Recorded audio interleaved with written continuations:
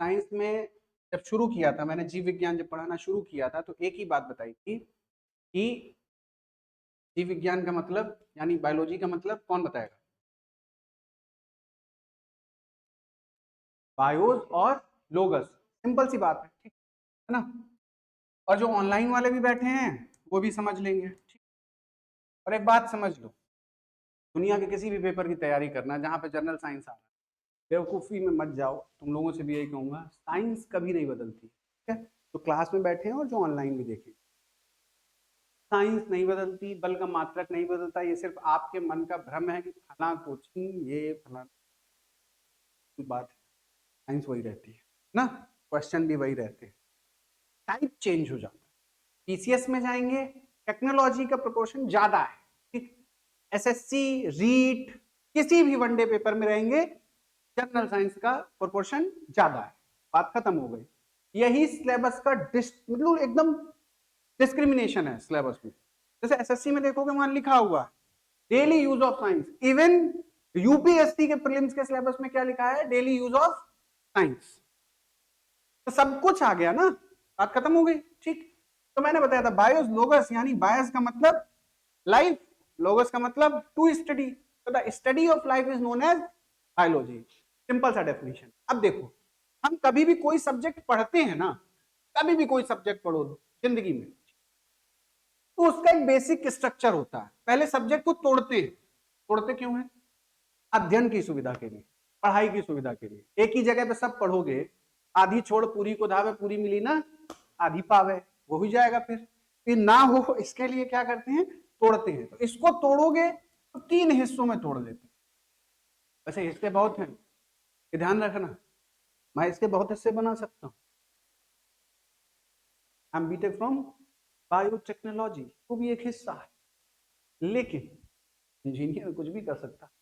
जैसे इम्यूनोलॉजी, इसका एक हिस्सा हो सकता है। जेनेटिक या जेनेटिक्स भी इसका एक हिस्सा हो सकता है। लेकिन इतने हिस्से नहीं बनाने, ठीक है। यहाँ पे पर जनरल साइंस पढ़ने जा रहे हैं, इम्यूनोलॉजी का अलग हिस्सा बना है। सर प्लीज बता दीजिए, CD4, CD4 और CD8 तुमको नहीं पढ़ना। CD4 और CD8 इस टाइप की सेल्स के बारे में तुम्हें नहीं जानना है, ये बेकार है, ठीक। हमें क्या जानना? हमें जानना जूलॉजी, बॉटनी, बॉटनी, बॉटनी की बोलो, समझ में आना चाहिए शब्दों का क्या है, बनाओ को समझो।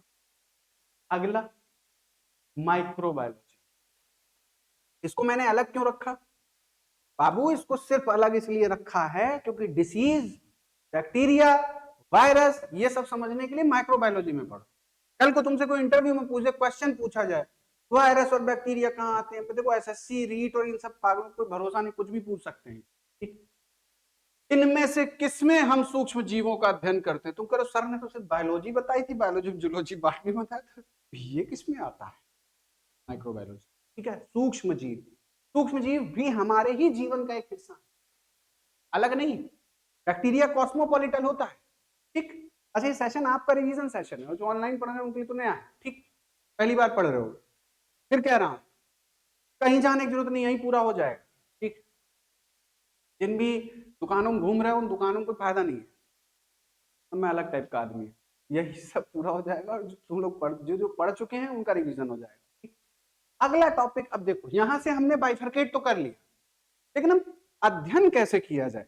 ये तो बहुत सारी हैं, कि mitochondria, Golgi bodies, endoplasmic reticulum, चीजें तो बहुत सारी है ना। सबसे पहले समझो, सबसे बेसिक, सबसे बढ़िया विषाणु को, इसको, वायरस को समझो। तो कनिष्का बेटा, वायरस क्या है?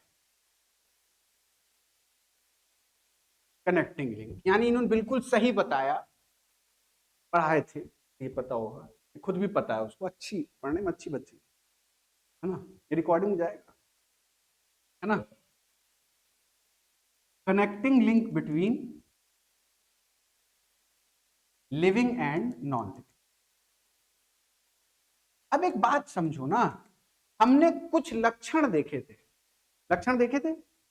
हमने कहा था कि लिविंग बीइंग क्या कर सकते हैं? प्रजनन कर सकते हैं, इनका कोशिका संरचना होता है, इनमें मेटाबॉलिज्म होता है, ये एडेप्टेशन करते हैं। तो जरा हम देखें तो, अगर लिविंग और नॉन लिविंग बताना है तो भैया देखकर ही तो बताओगे। अगर इस दुनिया में कोई जन्म ले और उसका नाम न रखो तो कैसे कहोगे ए इधर आना, तब सर्वनाम का इस्तेमाल करना पड़ेगा, संज्ञा तो गायब है। नाम तो संज्ञा में आता है, noun. Noun is the name of any person place और थिंग। ठीक, तो अगर noun is the name of any person place और थिंग है, नाम तो रखना पड़ेगा। पहाड़ तो बहुत सारे हैं, तो द हिमालयास, नाम से ही पता चलेगा ना। नाम का मतलब, अच्छा कहा भी जाता है नाम के हिसाब से लक्षण होते हैं। आदमी को देखो सच में नाम के अनुसार कील है इनमें, ऐसे बैठे नहीं बोलेंगे, पूछोगे तो भी नहीं बोले, ठीक है ना। ठीक, ओशी को देखो, ये सीओ का उल्टा है, बाबा ने रखा था, दादी ने रखा था, बिल्कुल सीओ वाली क्वालिटी है, एकदम स्ट्रिक्ट नेचर से, ठीक, बिल्कुल मुस्कुराना नहीं है, अटेंशन, ठीक। ये देखो नाम का प्रभाव होता है, ये सच है। मेरा नाम देख लो, पता चल जाएगा, प्रभाव है। उतने ही बातूनी, ठीक, उतने ही चंचल, ठीक है ना, मुंह फट टाइप का आदमी जिसको कहते हो, ऐसे ही थे, ठीक, बिल्कुल ऐसी लगनी बात कहते थे, क्या ज्यादा दुर्योधन, ठीक, उसी टाइप का आदत है, ठीक। शर्मिष्ठा को देखो, शर्म ही शर्म भरी हुई है, ठीक, मतलब ठीक है, अच्छी बात है, लेकिन नाम का प्रभाव होता है, ये भी पक्का, और नाम से ही हम जाने जाते हैं। कहने का मतलब ये है कि लिविंग और नॉन लिविंग समझने के लिए पहले जरूरी है कि लक्षणों की बात की जाए। लक्षणों के आधार पर ही बता पाओगे कौन जिंदा है कौन मरा हुआ, ऐसे हवा हवाई बात नहीं करेंगे, ठीक है। तो अगर लिविंग की बात करें तो वायरस ऐसा क्या कर रहा है कि इसको लिविंग कैटेगरी में रखा है, तो बाबू ये रिप्रोडक्शन करता है। क्या करता है? रिप्रोडक्शन करता है, ध्यान रखना इस चीज। ये रिप्रोडक्शन करता है इसलिए लिविंग कैटेगरी में। तो सर नॉन लिविंग में क्यों रखा है?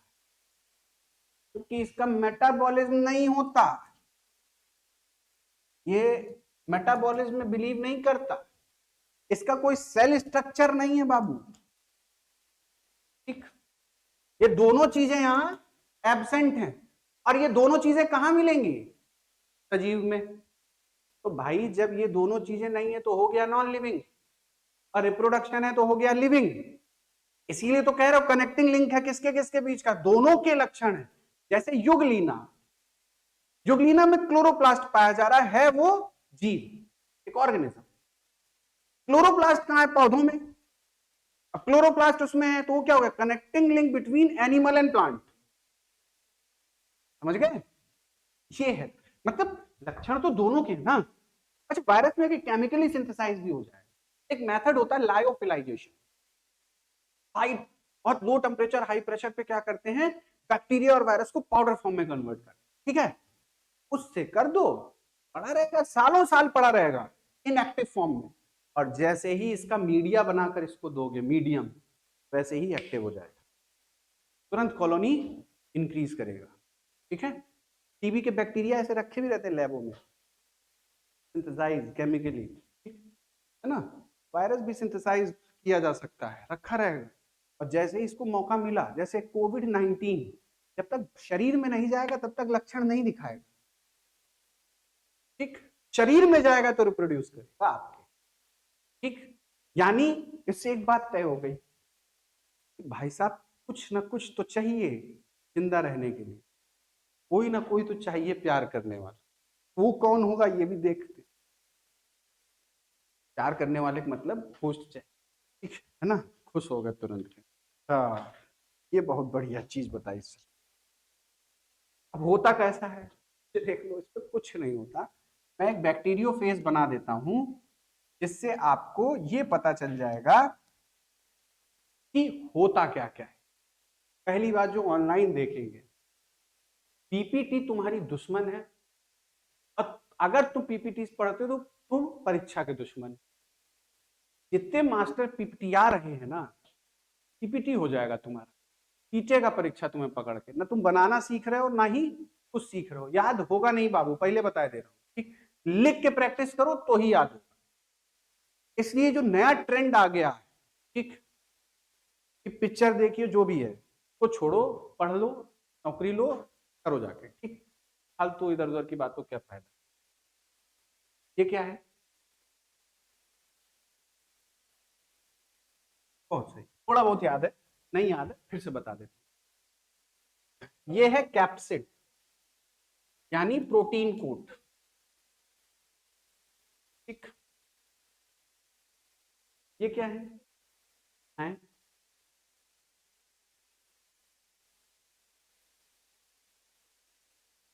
ये टेल है जिससे ये कनेक्ट करेगा दूसरी सेल से। ये क्या है? बहुत बढ़िया। कितने टाइप का हो सकता है वायरस में? देखो, आरएनए हो सकता, बिल्कुल बढ़िया, बहुत बढ़िया। देखो ऐसा है, जो ऑनलाइन सुन रहे हैं वो कान खोल के इस बात को सुन। अगर तुम्हारे मास्टर ने ये बताया कि यहाँ से डीएनए और आरएनए हो सकता है, मास्टर को पकड़ के गिरा के मारना।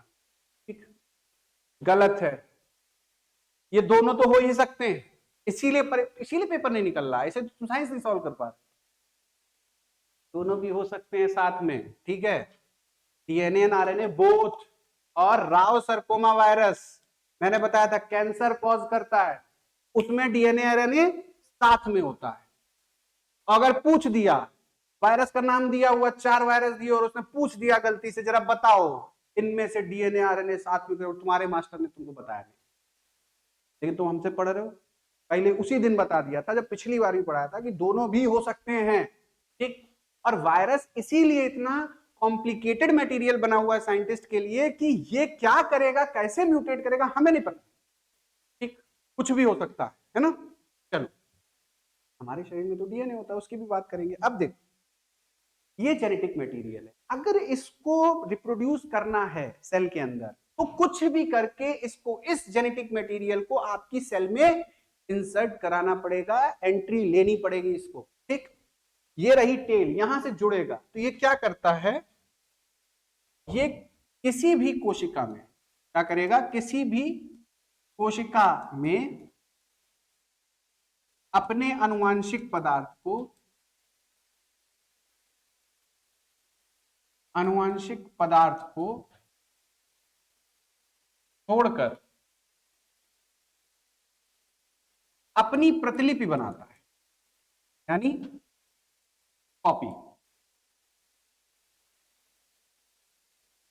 और लोकतंत्र में जीत किसकी होती है? संख्या बल की, मेजोरिटी की। इतनी कॉपी बना देगी, इतनी कि तुम्हारी सेल संख्या बल में रह जाएगी पीछे, और वायरस ही वायरस सभी चारों तरफ। तो प्रधानमंत्री कौन बनेगा तुम्हारे शरीर के अंदर? वायरस। चुन उसी को रहे, अब सब उसी के नुमाइंदे हैं। कितना बढ़िया थ्योरी निकला है। सब उसी बटन दबाएंगे, बटन दबाएंगे तो वायरस ही वायरस हो जाएगा, तुम्हारी हर सेल वायरस में तब्दील हो जाएगी। इतना रिप्रोडक्शन ये कर देगा और शरीर इन्फेक्टेड होने लगेगा। हर जगह पर ये यही करता है, जितनी भी जगह जाता है। अब सवाल पैदा होता है कि जाता कितनी कितनी जगह पे है। ठीक, तो जरा टाइप्स ऑफ वायरस, यानी ये आपकी सेल में जाएगा, अपना जेनेटिक मटेरियल ट्रांसफर करेगा, उससे मल्टीपल कॉपीज बनाएगा और आपकी सेल पर कब्जा कर लेगा। ये कब्जा करता है बाहर, जैसे आपने कोई जमीन खरीदी फिर भी कब्जा हो जाता है, तो यहां भी ये क्या करता है, कब्जा ही करता है। अब देखो, इसको टाइप्स भी होने चाहिए, अलग अलग टाइप का आता है, अलग अलग साइज शेप में भी आता है। चलो देखो, कितना टाइप बताया था, कोई बताएगा? टाइप्स ऑफ वायरस मतलब विषाणु के प्रकार, विषाणु के प्रकार कितना टाइप का बताया, तो ये किस आधार पर है? बिल्कुल सही, यानी पहला हम देखेंगे on the basis of host, एकदम लाइन शुरू, यानी भाई साहब मेजबान के आधार।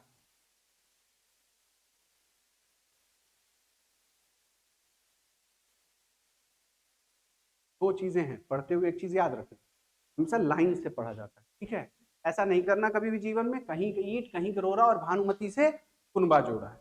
कि आज मास्टर साहब बायोलॉजी शुरू हुए थे, कल फिजिक्स क्लास लगने लगी। ठीक, और स्टूडेंट की खास बात होती है झाड़ू, बता चुका हूं। ठीक, वैसे ही लगी है उसके पीछे, एक एक दिन अलग अलग सब्जेक्ट पढ़ा रहे हो।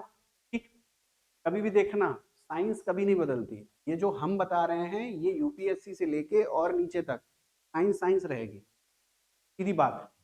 अब तुमने देखा होगा बच्चों को, सर एसएससी में क्या पढ़ ले, रीट में क्या पढ़ लें, रीट वाले भी घूमते रहते हैं, राजस्थान का पेपर होता है टीचिंग का, ए वाले क्या पढ़ ले, बी वाले क्या पढ़ ले, सी वाले, भैया केमिस्ट्री थोड़ी सी बदली है, टॉपिक्स अलग अलग हो सकते हैं, ठीक। अरे टॉपिक सर्च करो, पढ़ो,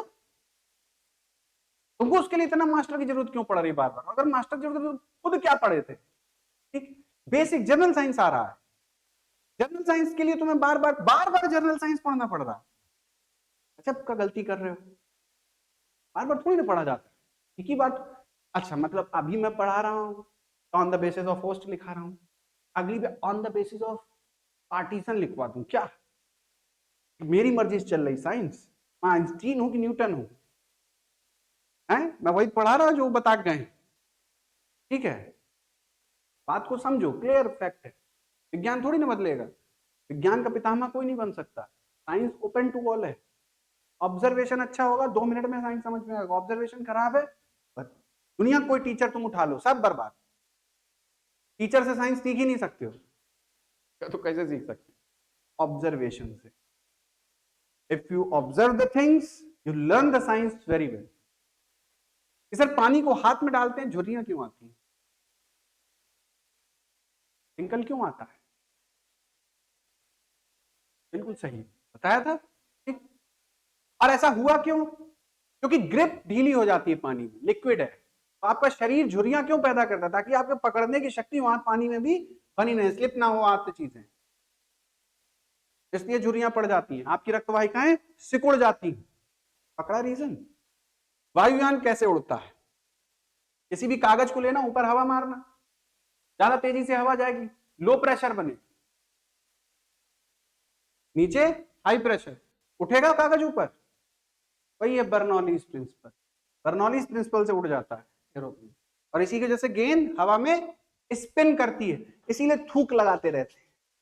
एक तरफ क्या करते हैं हल्का, और एक तरफ गेंद को भारी, तो रिवर्स स्विंग होने लगती है गेंद, होती है। अब तुमको लगता है प्लेयर थूक क्यों लगाते? कितनी गंदी गंदी हरकत करें, बार बार बताओ बताओ, ऐसे ऐसे ऐसे ऐसे घिस, क्या मतलब? एक तरफ हल्का एक तरफ भारी कर रहे हो ताकि रिवर्स स्विंग करे, स्पिन अच्छी हो। साइंस, ठीक, सिंपल सा है, ऑब्जर्व करोगे आंसर मिलेगा। क्या हम बिना खाए पिए जिंदा रह सकते हैं? हाँ सर रह सकते हैं। क्या बिना पानी के जिंदा रह सकते हैं 2 से 3 दिन? यानी अगर भूखा रहना है तो भूखे रह सकते हो, लेकिन हाइड्रेटेड रहना पड़ेगा। गांधी जी क्या करते थे? हाइड्रेटेड रहते थे, खाना लंबे समय के लिए छोड़ देते थे। क्यों? आपके शरीर में मैंने पढ़ा है ना, फैट रहता है, एडिपोज टिश्यू, वो यूटिलाइज करने लगेगी। जो ज्यादा मोटे हो गए हैं, फास्टिंग करिए, पतले हो जाइएगा। तो कौन सा बहुत बड़ी साइंस? नहीं साहब, जिम ट्रेनर के पास जाएंगे, वो बताएगा प्रोटीन खाना, प्रोटीन खाना, प्रोटीन खाना। अरे प्रोटीन खाना के बरखुरदार, सिर्फ फास्टिंग कर लो, लाइसोसोम खुद ही तुमको पतला कर देगा। जब कुछ नहीं मिलेगा ना, तो तुम्हारी ही कोशिकाओं को खा जाएगा। जिंदा रखना है उसको, है एकदम 21 दिन के लिए खाना छोड़ो, गायब होने लगो। हम हैं 21 दिन के लिए, जैसे ही खाना छोड़ेंगे आएंगे, तुमको पता चले गोविंद सराय गायब, हड्डी आ जाएगा सब, फैट वेट, ठीक। नई कोशिकाओं का जन्म भी होगा उसके बाद, ठीक है। फास्टिंग ये भी कराती, सिंपल सा ऑब्जर्वेशन। भाई कार के पीछे लिखा BS3 BS4, क्यों नहीं पढ़ रहे हो खुद से?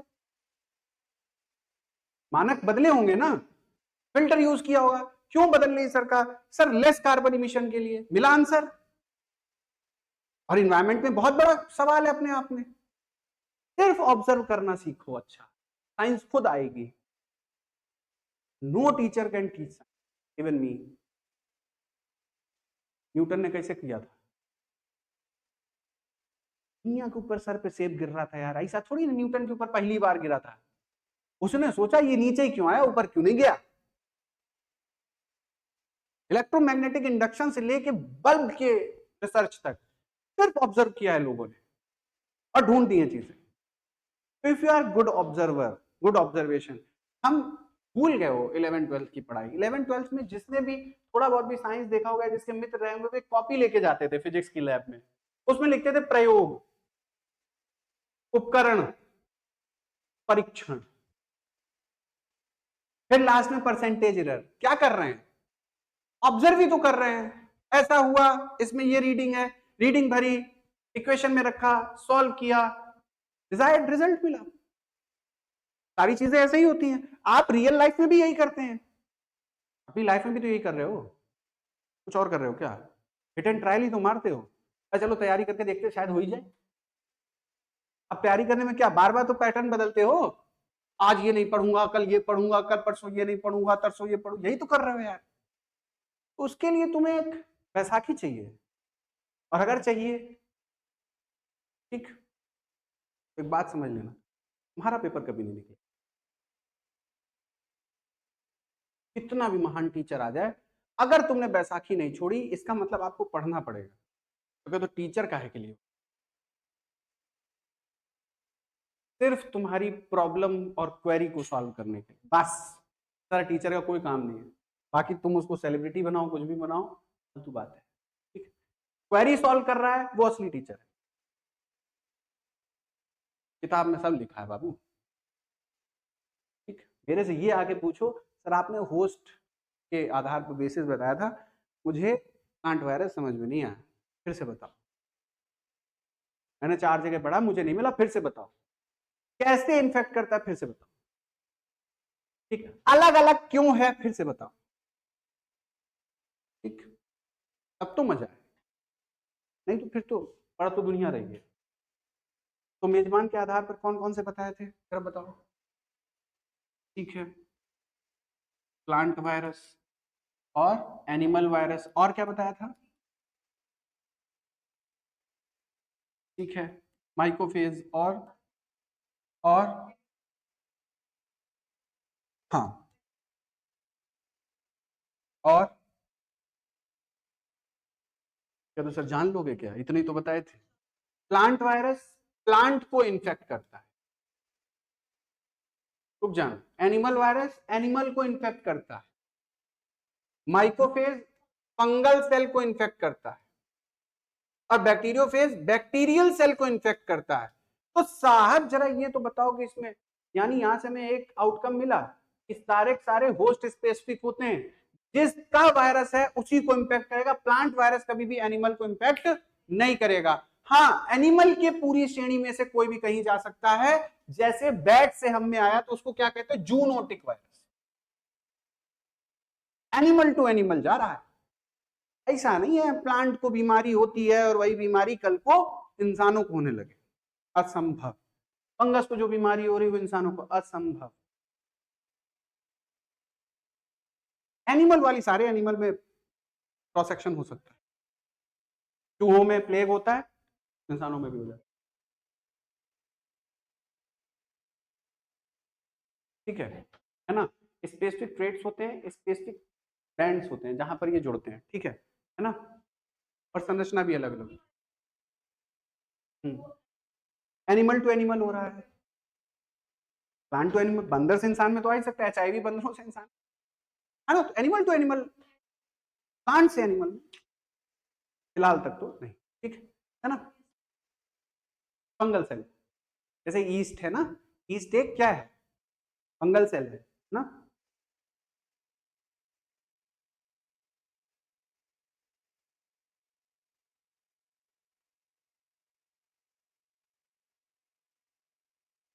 हाँ, मशरूम फंगस है।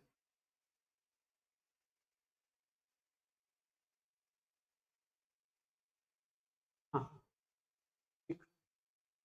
और ये जो बैक्टीरियोफेज है, ये गंगा के पानी को साफ रखने में, गंगा के पानी को यही साफ रखता है, और ये बैक्टीरियोफेज ही मर रहा है बहुत तेजी से, जिसकी वजह से गंगा का पानी अब दूषित हो रहा है। आप लगातार गंगा के पानी में अगर इतनी गंदगी डालते रहेंगे तो बैक्टीरियोफेज भी मरेगा। वो वायरस था जो साफ, क्योंकि ये पानी में बैक्टीरिया ग्रो नहीं होने देता है। ठीक है, वो हमारे लिए फायदेमंद है ना एक तरीके। ठीक है ना? हाँ, क्योंकि बैक्टीरिया को इन्फेक्ट करता है तो हमको करेगा नहीं, बैक्टीरिया ग्रो नहीं होता, इसीलिए तो कहते हैं इसमें बैक्टीरिया ग्रो नहीं होता गंगा के पानी में। तो गंगा का पानी अब साफ थोड़ी ना बचा है, वर्षों पहले साफ हुआ करता था। हरिद्वार में जाओगे तो साफ मिलेगा। तुम इलाहाबाद संगम में नहा रहे हो, आप थोड़ी धुलने गंदे होके ही आ रहे हो, कहने की बात। ठीक है, आप समझ लीजिए गंदे ही होके आ रहे हैं। है ना। कोई कितना भी, देखिए आस्था भक्ति अलग चीज है, विज्ञान अलग चीज, अब उसमें टनों कचरा डाले ना। यमुना गंदी इसलिए थोड़ी ना है, 4-4 5-5 नजफगढ़ ड्रेन पूरा, और ये आपका वजीराबाद का पूरा ड्रेन जाके खुलता है यमुना में, उसके बाद आपको यमुना साफ करनी है। आप किसको पागल बना रहे हैं, है ना। आपके पास उतना संयंत्र ही नहीं है, उतना कैपेसिटी का। जो एक सामान्य व्यक्ति होगा उसके लिए जुमला सही है, केजरीवाल छोड़े, भाजपा छोड़े, पढ़े लिखे व्यक्ति और वैज्ञानिक व्यक्ति के लिए, और जो उस क्षेत्र में काम कर चुके हैं, वेस्ट वाटर इंजीनियर रह चुका हूं, मुझे पता नहीं हो सकता, तो पागल बना रहे हो। सिर्फ सॉलिड वेस्ट साफ कर देने से कह देना नदी साफ हो गई, साफ कहां हुई है। टीएस चेक करो, टीएसएस चेक करो, सीओडी चेक करो, बीओडी चेक करो, पता चल जाए कितनी साफ है। ठीक है, क्या उसमें एक्वेटिक एनिमल जिंदा रह पा रहा है। हवा तो तुमने साफ छोड़ी नहीं शहरों की, पानी की बारी कहां से आएगी।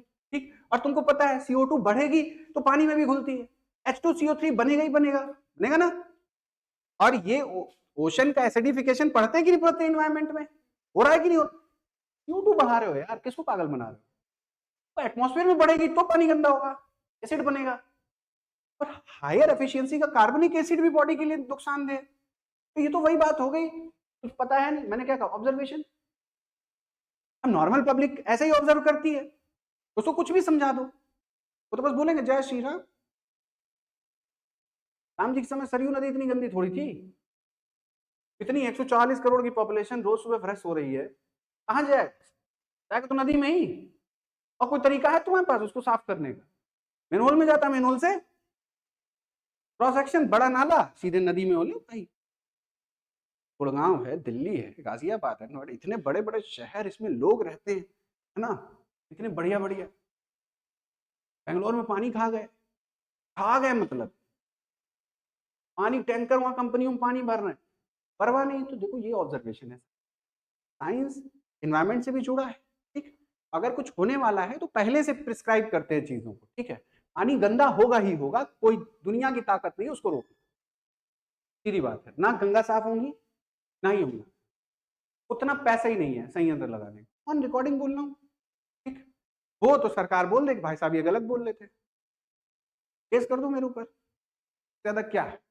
मैंने तो रिपोर्ट भी दिखाई तुमको, खुद की रिपोर्ट दिखा रही है आज कि हमारे पास उतने प्लांट ही नहीं है। प्लांट का मतलब संयंत्र जो पानी साफ करते हैं, उतने लोग ही नहीं। प्लांट लगाने के लिए भी जगह चाहिए, शहरों में जगह कहाँ भाई, ना इंफ्रास्ट्रक्चर बना पा रहे हो, ना जगह कंजर्व कर पाओगे, जगह भी तो चाहिए। वो एक प्लांट दिल्ली में इंद्रप्रस्थ से जाओगे तो एक प्लांट दिखेगा, बहुत बड़ा प्लांट, उससे दिल्ली भर का पानी साफ कर लोगे। मैं कह रहा हूं कितना, तुम 1 लाख MLD प्लांट लगाओ, 1 लाख MLD प्लांट लगेगा ना, आधी दिल्ली गायब हो जाएगी। ये पोजीशन है। ठीक, स्टोर करके कहां से रख लोगे। ठीक, जो भी ट्रीटमेंट ये हो रहा है ना, जैसे अभी कुछ लोग कहते हैं उन्होंने TSS या TDS निकाला यमुना के पानी का, वो बेटा इसलिए है वो फ्लोइंग वाटर है। फ्लोइंग वाटर में COD क्यों कम हो जाता है, क्योंकि उसमें काइनेटिक एनर्जी होती है। काइनेटिक एनर्जी बॉन्ड्स को तोड़ती है, तो जो हल्के केमिकल है उनको तो वो ट्रीट कर ले जाता है फ्लोइंग वाटर। रुके हुए पानी में यह समस्या और बढ़ जाती है। ठीक, रुके हुए पानी का COD और ज्यादा हो। COD कम करने के लिए, बॉन्ड्स को तोड़ने के लिए, केमिकल को डिग्रेड करने के लिए एनर्जी चाहिए। अब ये किसी भी फॉर्म में हो, और कहीं उसमें शक्कर है, मोलेसेस वाला पानी है, तो क्या कहने, दो एनर्जी। मैंने क्या कहा, और कैरामेल बनेगा, और कैरामेलाइज हो जाएगा पानी, साफ होने की जगह और कॉम्प्लेक्स हो जाएगा सिस्टम, और नहीं साफ कर पाओगे, कंसंट्रेट हो जाएगा। अलग अलग समस्या है। ठीक है, फिलहाल हाँ, अगला है बेस्ड ऑन, हाँ, जेनेटिक मटेरियल। चलो कम से कम याद है, ये एक खुशी की बात है, बेस्ड ऑन जेनेटिक मटेरियल। अब गए जेनेटिक मटेरियल के आधार पर कितने प्रकार के होते हैं, तो देखो सबसे पहले होता है DNA वायरस, ऐसे वायरस जिनमें DNA है। ठीक, याद है एग्जाम्पल, पॉक्स वायरस बहुत बढ़िया, और हेपेटाइटिस, जो ऑनलाइन देख रहे हैं नोट करते चलिएगा साथ में, है ना।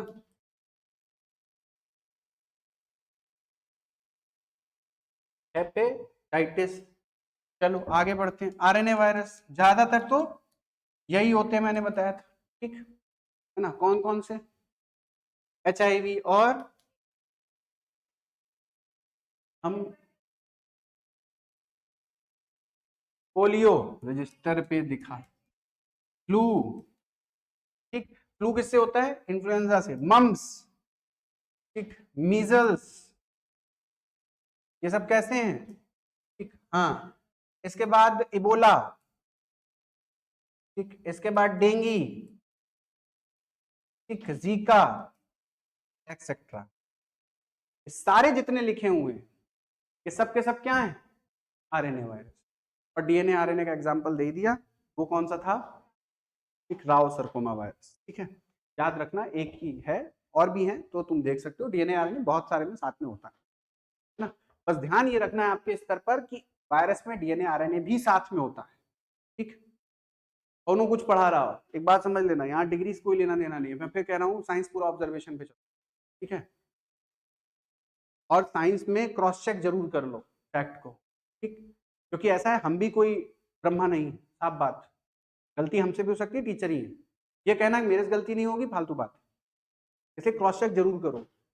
और एक्सेप्शन बहुत है साइंस में, जैसे बॉटनी पढ़ा तो हाफ सुपीरियर या हाफ, अब जहां हाफ सुपीरियर ओवरी मिलेगी वहीं हाफ इंफीरियर भी मिल जाती है, एक ही बात है, हाफ सुपीरियर बोल दो या हाफ इंफीरियर बोल दो, बात तो एक ही है, कुकर बेटा फैमिली है, तो क्वेश्चन हाफ सुपीरियर के नाम से भी आ सकता है और हाफ इंफीरियर नीट में आता है, मुझे नहीं आएगा, लेकिन देखो एक्सेप्शन तो है, ठीक है ना, तो एक बात ध्यान रखना साइंस में एक्सेप्शन बहुत है ना, जैसे लोगों को अभी तक पता है गिरगिट ही रंग बदल, गिरगिट फालतू बदनाम है, ऑक्टोपस को देखा है कभी, भाई साहब दिमाग खराब हो जाएगा रंग बदलते देख लो, इतना बढ़िया नर्वस सिस्टम है ना, गिरगिट क्या ही रंग बदलेगा, वास्तविकता में जब कोई खराब करे तो तुम एकदम ऑक्टोपस की तरह रंग बदलते हो, गिरगिट फालतू बोल रहे हो, बेचारा फालतू बदनाम है वो, और इतना बढ़िया रंग भी नहीं बदल पाता, दिख जाता है, ऑक्टोपस दिखता ही टेक्सचर तक बदल लेता है,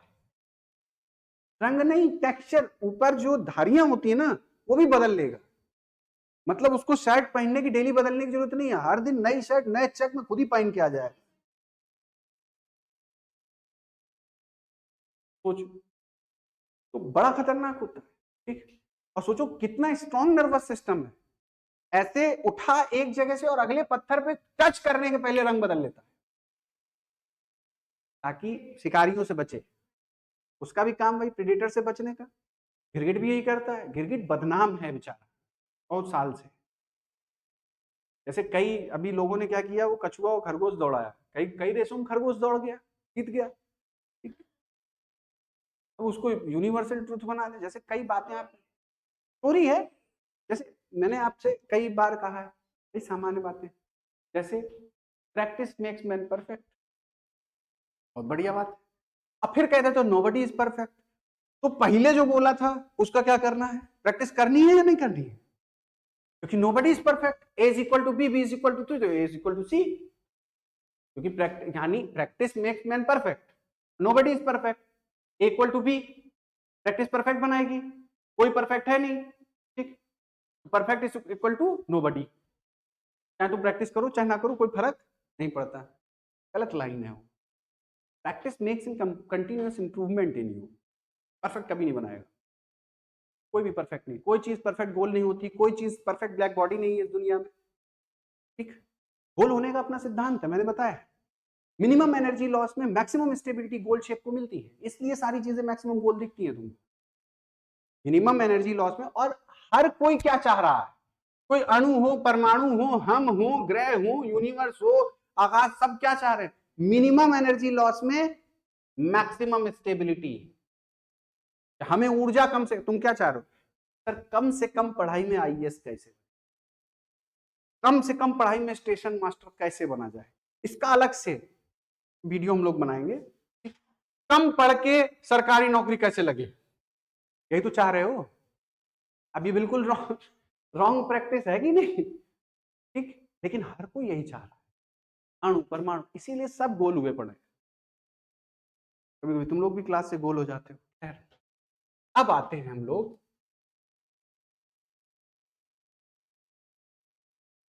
क्रोमेटोफोर सेल चाहिए हो, वो आगे टिश्यू में आएगा ना। अब आता है सेल, तुम साइंस में थी नहीं, कोई बात नहीं, ठीक, टेंशन मत लो, धीरे धीरे ये अलग से करा देंगे, ठीक है ना। जो नहीं है ना उनका ये भी पूरा हो जाए, ठीक है। सेशन मिल रहा है, टाइम बच रहा है, कर लेते हैं, क्या दिक्कत। अब देखो सेल, कोशिका, ठीक, भाई ये क्या है, कोशिका जीवन की संरचनात्मक और कार्यात्मक इकाई है। संरचनात्मक और कार्यात्मक इकाई, ठीक, समझ गए, यानी यूनिट कैसी, स्ट्रक्चरल एंड फंक्शनल, इसकी लाइफ की, ठीक। तो लाइफ की स्ट्रक्चरल और फंक्शनल यूनिट क्या है, सेल, ठीक। यानी सब कुछ किस पे डिपेंड करेगा, आपके शरीर में सेल पर ही डिपेंड करेगा। आगे बढ़ते हैं, ठीक। जीवों के द्वारा किए गए सभी कार्य वास्तव में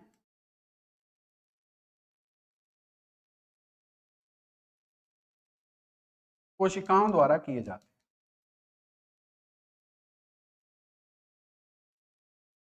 अब समझो, मैंने लिखा है all the work done in the living beings are done by the cells. कहने का मतलब है कि जितने भी काम तुम अपने शरीर में होते देख रहे हो, स्वेटिंग हो रही है, आपके मूल रोम या जो हेयर है वो खड़े हो जाते हैं जब आपको सर्दी लगने लगती है ना, कहीं पे चोट लगी वहां आप देखते हैं एक इम्यूनिटी सेल्स काम कर रहे हैं, है ना, मुंह में लार आ रही है, पेट में खाना पच रहा है, सब कौन कर रहा है, सेल्स कर, ठीक है। सारे के सारे काम को करने के लिए रिस्पॉन्सिबल कौन है, सेल्स ही है।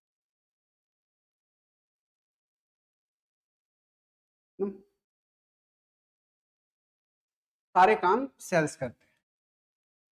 अच्छा, कोशिकाओं का भी अपना जीवन स्तर तो होता ही होगा, एक जीवन लाइफ साइकिल होता होगा भाई, मरती भी होंगी, ठीक।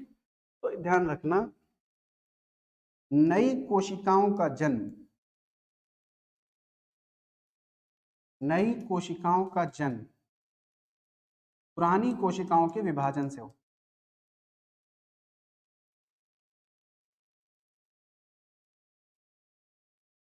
यानी new cell form by the division of the old cell, ठीक। पुरानी कोशिकाओं का विभाजन होगा, तब नई कोशिका का निर्माण होगा। दो तरीके का होता है, आगे के बारे में बात करेंगे, समसूत्री, अर्धसूत्री, माइटोसिस और मियोसिस, है ना। अब देखो, तीन लिखे होंगे, इन तीनों बिंदुओं को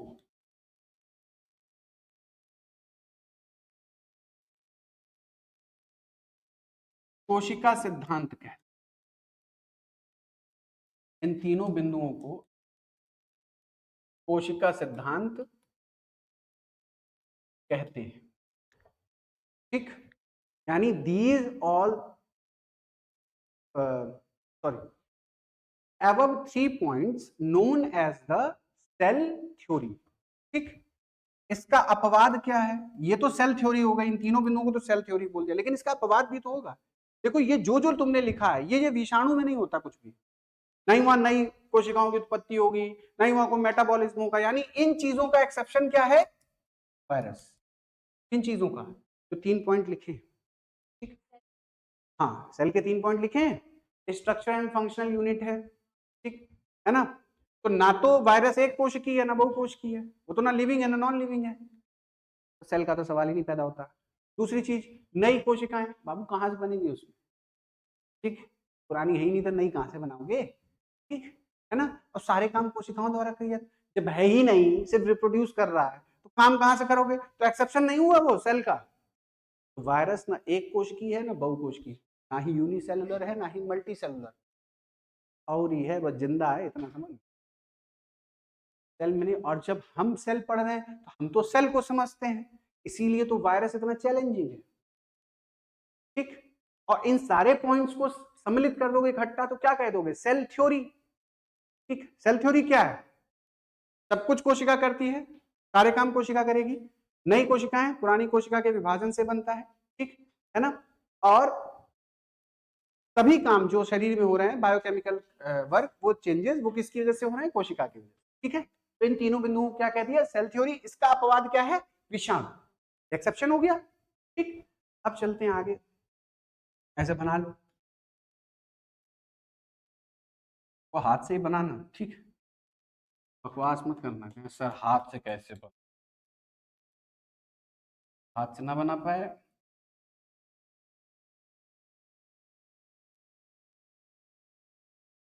vacuole, cell wall, plasma membrane या सेल मेम्ब्रेन, इसी को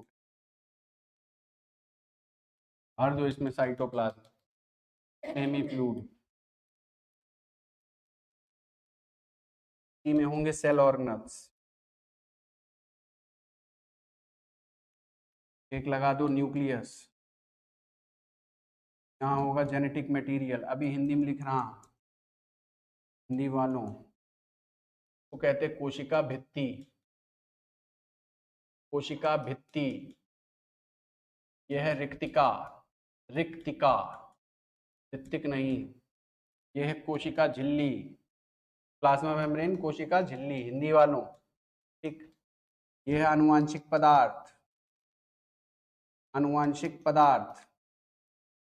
आगे आ जाओ, ये है केंद्रक न्यूक्लियस। ठीक, यह है कोशिका द्रव्य, कोशिका द्रव्य। चलो, ये है कोशिकांग, कोशिकांग, खत्म खेल। ठीक, खत्म हो गया। ऐसे बहुत तेज बना दिया, बनाओ। ठीक,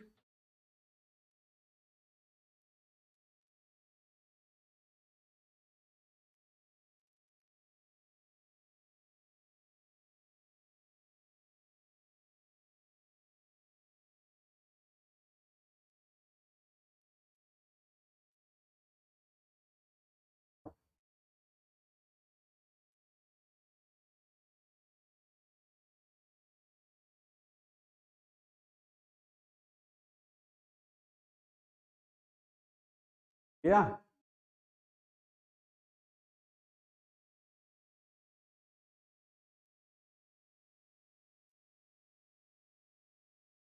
ऑनलाइन वाले भी समय मिल रहा, बना लीजिए, काम आएगा जीवन में ना। नहीं तो जो किताब में बनी है, जो तुम्हें मास्टर ने दिखाई पीपीटी, वो बनेगी नहीं हाथ से। ठीक है, सेल ऑर्गेनल्स कोशिका द्रव्य में ही रखे हुए होते हैं। ठीक है, देखो ये एक सेमी फ्लूइड स्ट्रक्चर है, एनसीईआरटी में लिखा है फ्लूइड, गलत है वो, एक सेमी फ्लूइड है। ठीक, फ्लूइड नहीं है, सेमी फ्लूइड है। ठीक, आधा द्रव है, इसमें क्या ना ऐसे सेल ऑर्गेनल्स रखे रहते हैं, जैसे तरबूज में बीज देखे वैसे ही धरे रहते हैं, अपना काम करते रहते हैं। ठीक, पोषण यहाँ से ले लेते हैं, अंदर अंदर वाला, ये जो अंदर है ये प्लाज्मा मेम्ब्रेन है, बाहर सेल वॉल, कोशिका भित्ति। ठीक, तो यहाँ पर आप तीन हिस्से देख रहे हो, बाह्य आवरण देख रहे हो, सेल वॉल और प्लाज्मा मेम्ब्रेन। ठीक, उसके बाद साइटोप्लाज्म एक हिस्सा, और तीसरा हिस्सा न्यूक्लियस। हम इसी आधार पर एक दो तीन, सबसे पहले एक पढ़ेंगे यानी बाह्य आवरण, यानी सेल वॉल और प्लाज्मा मेम्ब्रेन। फिर नंबर 2 पे साइटोप्लाज्म, अब साइटोप्लाज्म में सारे कोशिकांग पढ़ लेंगे धीरे से। ठीक, और फिर नंबर 3 पे न्यूक्लियस पढ़ लेंगे, समझ लेंगे, बात खत्म है। हो गया, चलें आगे। नहीं, साइटोप्लाज्म ये जो अंदर भरा हुआ है ना लिक्विड, नहीं ये वैक्यूल, ये नहीं नहीं, ये संरचना है। बढ़े आगे, तो नंबर 1 आउटर इन्वेलप की बात करते हैं। ठीक है, अगर देखो, अगर हम सेल को लिखना चाहें, वही ठीक कोशिका है, तो हमें सर जरा ये बताइए इसके हिस्से कैसे करेंगे। हिस्से करने के लिए सबसे पहले बाह्य आवरण यानी एक्सटीरियर इन्वेलप, एक्सटीरियर इन्वेलप, बाह्य आवरण में दो चीजें, कौन कौन सी, कोशिका भित्ति और बाह्य आवरण में कौन सा, कोशिका भित्ति और कोशिका झिल्ली या प्लाज्मा झिल्ली। ठीक, ये दो चीजें बाह्य आवरण का हिस्सा थी, देख लो ध्यान से। ठीक, फिगर बना लिए हो। इसके बाद अगला हमारा आता है साइटोप्लाज्म। क्या आता है, साइटोप्लाज्म अर्थात कोशिका द्रव्य। क्या आता है, कोशिका द्रव्य। ठीक, और इसका हिस्सा है कोशिका।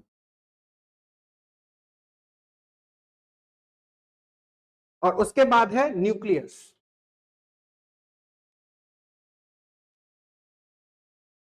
केंद्रक। ठीक, और इसमें क्या आता है, जेनेटिक मटेरियल।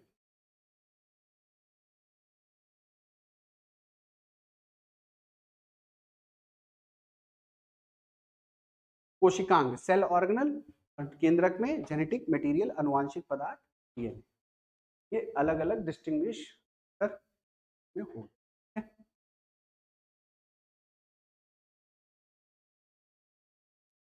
इनवेलप,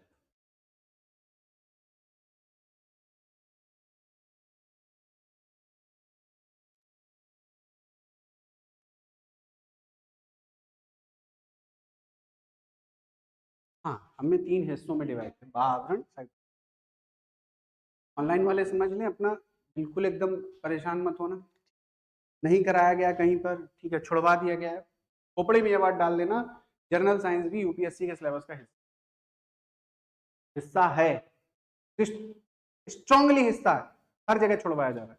क्यों छुड़वाया जा रहा है, बहुत टॉप के इंस्टीट्यूट हैं, ठीक है, आ रहा नहीं है, 10th और 12th में पढ़े होंगे, भूल गए, अब भूल गए, नहीं आ रहा है तो कुछ क्रॉस क्वेश्चन होगा, दिक्कत में आ जाएंगे, इसलिए नहीं पढ़ाते, छुड़वा, कतई नहीं छोड़ना है। पीवाईक्यू देखो क्वेश्चन है, ठीक है, कोई भरोसा नहीं कभी पूछ दें। हम अपने हिसाब से नहीं चलते कि भाई साहब हम बहुत महान एंटिटी हो गए हैं। Teacher is always a learner, being an teacher. जितने भी ऑनलाइन भी देख रहे हैं और तैयारी करने वाले हैं, सबको एक बात बोलना चाहूंगा, बीइंग एन टीचर मैं हमेशा कहता हूं सिलेबस से स्टक होकर रहना। सिलेबस में दिया है मतलब इंपॉर्टेंट है। हमने सिलेबस नहीं है, तुम्हारे मास्टर साहब ने नहीं बनाया, जिससे भी पढ़ते हो मुझे मतलब नहीं उस चीज से। ठीक, तो मास्टर साहब इतने ही महान होते और मैं इतना ही महान होता तो तुमको पढ़ा नहीं रहा होता, सिलेक्ट होकर कहीं बैठा होता, बात खत्म हो गई। इससे ज्यादा इफ एंड बट नहीं करता भाई। ठीक, और अगर बोल रहा हूं कि सिलेबस का पार्ट है, इसका मतलब जनरल बायोलॉजी, जनरल फिजिक्स और जनरल केमिस्ट्री आपसे पूछी जा सकती है, पूछे जाने का स्कोप है। और अगर आपने छोड़ दिया और पूछ दी गई, गलती किसकी, तुम्हारी, मास्टर की थोड़ी ना। मास्टर तो विद्वान बने थे, आता ही नहीं है भाई साहब। ठीक, कभी भी कहीं भी पूछ दो, ठीक है यूपीएससी में तो पीसीएस में आता है ना, पढ़ लो। ठीक, चुपचाप जाके यूपी पीसीएस और बीपीएससी क्वेश्चन पेपर टेस्ट करना, चेक करना, मिलेगा ऐसे क्वेश्चन। ठीक, इसलिए बाहर जो चल रहा है उसको चलने दीजिए। बहुत आज से मैं इस इंडस्ट्री को जानता हूँ, टीचर्स को भी जानता हूँ, पर्सनली भी जानता हूँ, मुझसे जुड़े भी हुए लिंक्डइन पे। ठीक, बहुत सारे, मैं सबकी हरकतें देखता रहता हूँ, सब वॉच करता रहता हूँ, मुझे किसी से कोई मतलब नहीं है। जैसा जो चल रहा है वैसा चला रहे हैं। कोई नृत्य करने में व्यस्त है, कोई कहीं व्यस्त है, व्यस्त रहने दो सबको। कोई सेलिब्रिटी बना घूम रहा है। पढ़ाने से पेपर निकलते हैं, मेहनत करने से, फालतू की हरकतों से नहीं निकलते। बच्चे का भविष्य खराब नहीं होना चाहिए, दैट्स इट। यही एक टीचिंग का भाई वो है, इसलिए हम पढ़ेंगे, सब बात, कोई पढ़े चाहे ना पढ़े, और यहीं से ऐसे ही लेके चलेंगे। तो सबसे पहले क्या देखो, बाह्य आवरण नंबर 1 पे लिखा है, तो उसी की बात करेंगे। और उसमें भी सबसे पहले क्या लिखा है, सेल वॉल। और सेल वॉल का मतलब कोशिका भित्ति। कोशिका भित्ति एक बहुत बढ़िया बात है। ये जो सेल वॉल है, याद रखना बहुत आसान, क्योंकि ये सिर्फ और सिर्फ पौधों में पाई जाएगी। ठीक, लिखना it is found only in plant cell. ठीक, यहां लिखना, हिंदी वाले लिख लेना, पादपों में ही पाई जाती है।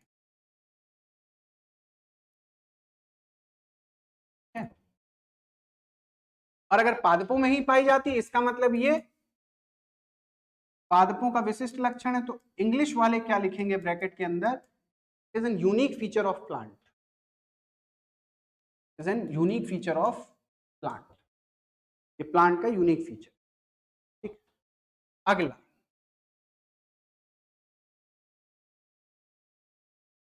It is a non living structure, मैं हिंदी में भी लिखूंगा, हाँ अगला पॉइंट लिखिएगा, it is a non living structure which provide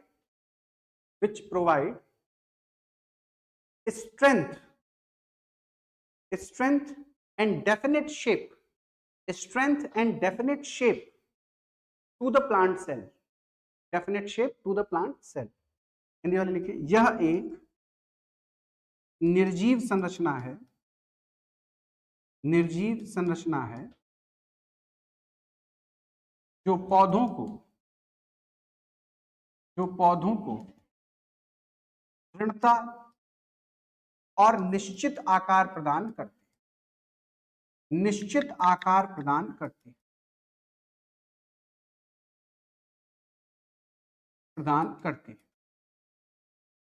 ठीक,